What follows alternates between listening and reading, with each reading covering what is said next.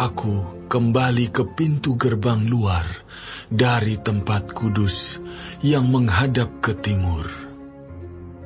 Gerbang ini tertutup. Lalu Tuhan berfirman kepadaku, pintu gerbang ini harus tetap tertutup. Jangan dibuka dan jangan seorang pun masuk dari situ.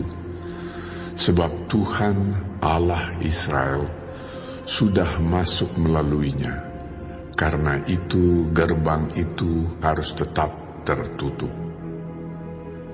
Hanya raja itu, oleh karena ia raja, boleh duduk di sana makan santapan di hadapan Tuhan. Raja itu akan masuk melalui balai gerbang dan akan keluar dari situ. Lalu dibawanya aku melalui pintu gerbang utara ke depan bait suci.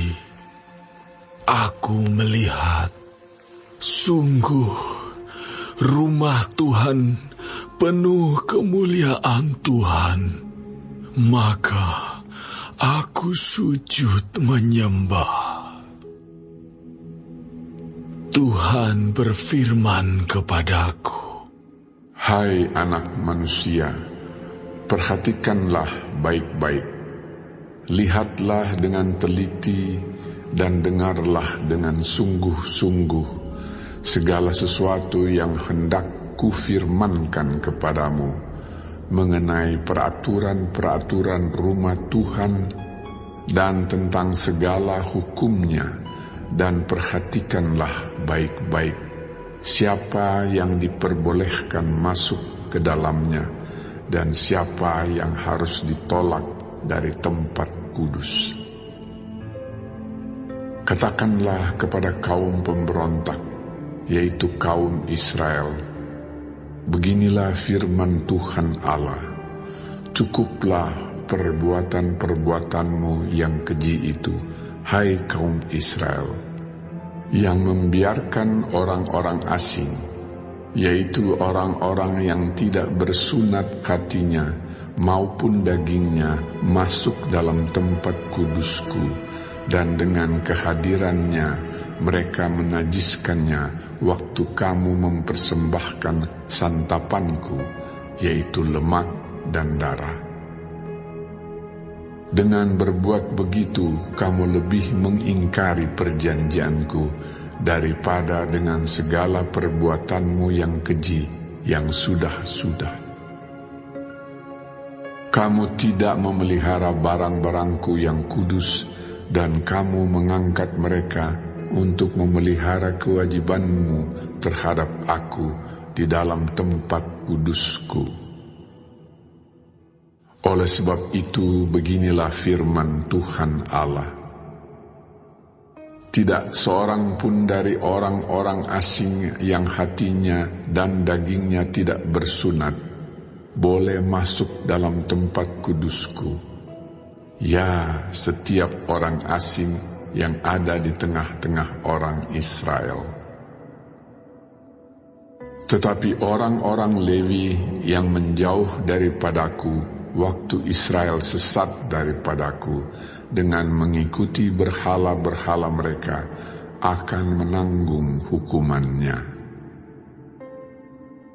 Di dalam tempat kudusku, merekalah yang mendapat tugas penjagaan di pintu-pintu gerbang bait suci dan tugas pelayanan di dalam bait suci.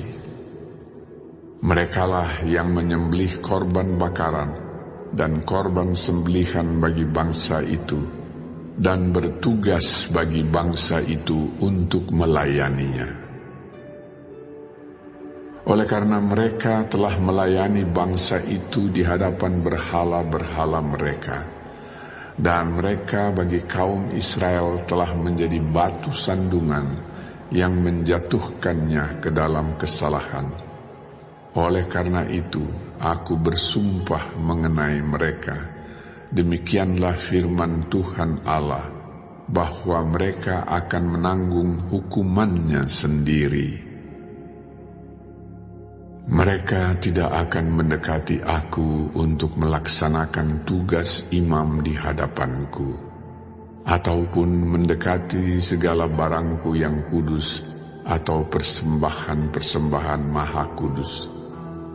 Mereka akan menanggung nodanya yang timbul karena perbuatan-perbuatan mereka yang keji. Aku menetapkan mereka untuk bertugas di bait suci dan melakukan segala pelayanan yang berhubungan dengan itu dan melakukan segala sesuatu yang perlu di situ. Tetapi mengenai imam-imam orang Lewi dari Bani Zadok yang menjalankan tugas-tugas di tempat kudusku waktu orang Israel sesat daripadaku, merekalah yang akan mendekat kepadaku untuk menyelenggarakan kebaktian dan bertugas di hadapanku untuk mempersembahkan kepadaku lemak dan darah. Demikianlah firman Tuhan Allah. Merekalah yang akan masuk ke dalam tempat kudusku dan yang akan mendekati mejaku untuk menyelenggarakan kebaktian, dan mereka akan menjalankan tugasnya terhadap aku. Maka kalau mereka hendak masuk dari pintu-pintu gerbang pelataran dalam, mereka harus mengenakan pakaian lenan. Mereka tidak boleh memakai pakaian bulu domba waktu mereka bertugas di pintu-pintu gerbang pelataran dalam atau waktu menyelenggarakan kebaktian dalam bait suci. Mereka harus memakai destar lenan dan memakai celana lenan, tetapi jangan memakai ikat pinggang yang menimbulkan keringat. Dan waktu mereka keluar ke pelataran luar menjumpai umat Tuhan itu, mereka harus menanggalkan pakaian mereka yang mereka pakai dalam menyelenggarakan kebaktian dan menyimpannya dalam bilik-bilik kudus, kemudian mengenakan pakaian yang lain, supaya umat itu jangan menjadi kudus disebabkan kena kepada pakaian imam-imam itu. Rambut mereka tidak boleh dicukur atau dibiarkan tumbuh panjang, melainkan harus dipotong pendek. Imam-imam tidak boleh minum anggur kalau mereka hendak masuk dalam pelataran dalam. Janda atau seorang perempuan yang telah diceraikan oleh suaminya, jangan mereka ambil menjadi istri, tetapi hanya seorang perawan dari keturunan kaum Israel atau seorang janda imam boleh mereka ambil. Mereka harus mengajar untuk umatku tentang perbedaan antara yang kudus dengan yang tidak kudus, dan memberitahukan kepada mereka perbedaan antara yang najis dengan yang tahir. Di dalam sesuatu perkara mereka harus bertindak sebagai hakim, dan mereka harus menghakiminya menurut peraturan-peraturanku. Mereka harus berpegang pada hukum-hukumku dan ketetapan-ketetapanku pada hari-hari rayaku, dan menguduskan hari-hari sabatku. Mereka tidak boleh melihat orang mati, oleh karena dengan demikian mereka menjadi najis. Hanya dengan mayat bapaknya atau ibunya, anaknya lelaki atau perempuan, kakak adiknya lelaki, kakak adiknya perempuan yang belum kawin, mereka boleh menajiskan dirinya. Sesudah pentahirannya, ia harus menghitung 7 hari, dan pada hari ia masuk ke tempat kudus, ke pelataran dalam untuk menyelenggarakan kebaktian di tempat kudus. ia harus mempersembahkan korban penghapus dosanya. Demikianlah firman Tuhan Allah. Mereka tidak mendapat bagian milik pusaka, sebab akulah milik pusakanya. Dan janganlah berikan kepada mereka tanah milik di Israel, sebab akulah milik mereka.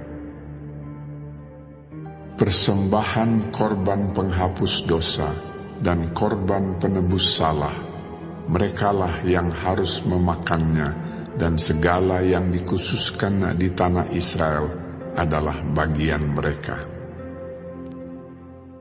Dan yang terbaik dari buah sulung apapun, dan segala persembahan khusus dari apapun, dari segala persembahan khususmu adalah bagian imam-imam, juga yang terbaik dari tepung jelaimu, harus kamu berikan kepada imam, supaya rumah-rumahmu mendapat berkat.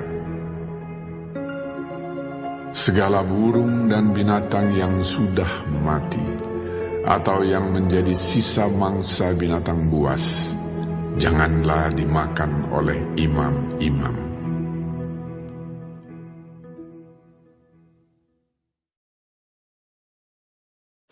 Shalom semua jemaat Tuhan, kembali kita di dalam pendalaman Alkitab Clearsight. Sekarang kita sudah memasuki kitab Yehezkiel 44. Tuhan Yesus memberkati. Bolehkah kita masuk ke hadirat-Nya? Jika pertanyaan ini diajukan kepada kita melalui firman Tuhan hari ini, apa yang menjadi jawabannya? Jawabannya adalah sama sekali tidak boleh. Sadarkah kita bahwa menurut aturan firman Tuhan, tak seorang pun layak masuk ke hadirat-Nya? Mengapa? Pertama, Allah sendiri melarang semua untuk masuk hadirat-Nya. Pintu gerbang sebelah timur tempat hadirat Allah kembali ke bait Allah harus terus tertutup. Hanya seorang yang boleh ada, bahkan makan atau bersekutu dengan Allah di sana, yaitu Sang Raja di dalam ayat 3. Yang kedua, Allah menegur Israel karena sudah membiarkan orang bukan Israel masuk ke tempat kudus. Hanya umat perjanjian yang mendapatkan hak masuk ke hadirat Allah. Di dalam perjanjian lama, tata cara ibadah begitu sangat banyak hal-hal yang harus dipatuhi. Tetapi di dalam perjanjian baru, anugerah yang sangat besar kita nikmati saat ini. Kita dapat berdoa kapan saja dan dalam kondisi bagaimanapun. Kita boleh menyapa Allah sebagai Bapa dan secara teratur menikmati hadirat-Nya tanpa persyaratan korban mezbah dan lain sebagainya. Dan jabatan imam begitu vital dan sangat mulia. Para imam harus hidup dalam kekudusan, dan jabatan ini hanya boleh dari suku Lewi keturunan Zadok. Kekudusan itu tercermin dari dalam keluar. Jadi kita bersyukur jikalau kita diperkenankan Tuhan melayani Dia dan pekerjaannya, yang seharusnya kita tidak layak, tetapi dilayakkan oleh Dia melalui Yesus Kristus. Mari kita melayani Dia dengan setia dan penuh dengan rasa hormat dan kekudusan yang dari Tuhan. Amin. Tuhan Yesus memberkati.